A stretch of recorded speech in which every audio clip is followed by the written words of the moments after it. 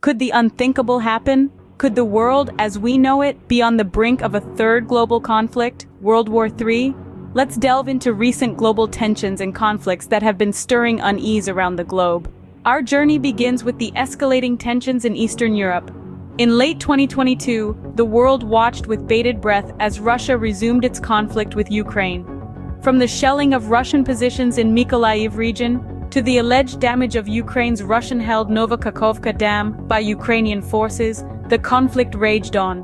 The world powers weren't mere spectators. The US administration encouraged Ukraine to negotiate with Russia, and Iran supplied drones to Russia, which were used in the war in Ukraine. The situation was further complicated as Russia's war on Ukraine led to a dramatic influx of Russians into Georgia. Moving on, we witnessed the geopolitical chessboard shifting in Western Europe. Spain increased security at public and diplomatic buildings following a series of letter bombs. The European Union governments tentatively agreed on a $60 a barrel price cap on Russian seaborne oil.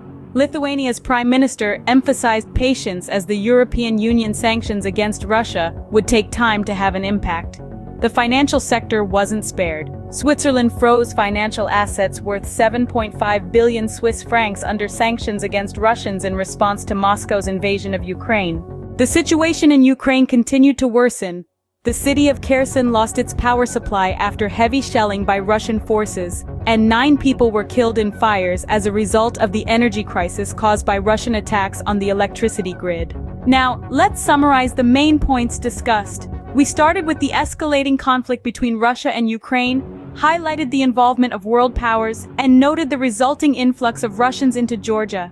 We then looked at the increasing tensions in Western Europe with a focus on Spain's security increase, the European Union's tentative agreement on oil price caps, and Switzerland's financial sanctions against Russians.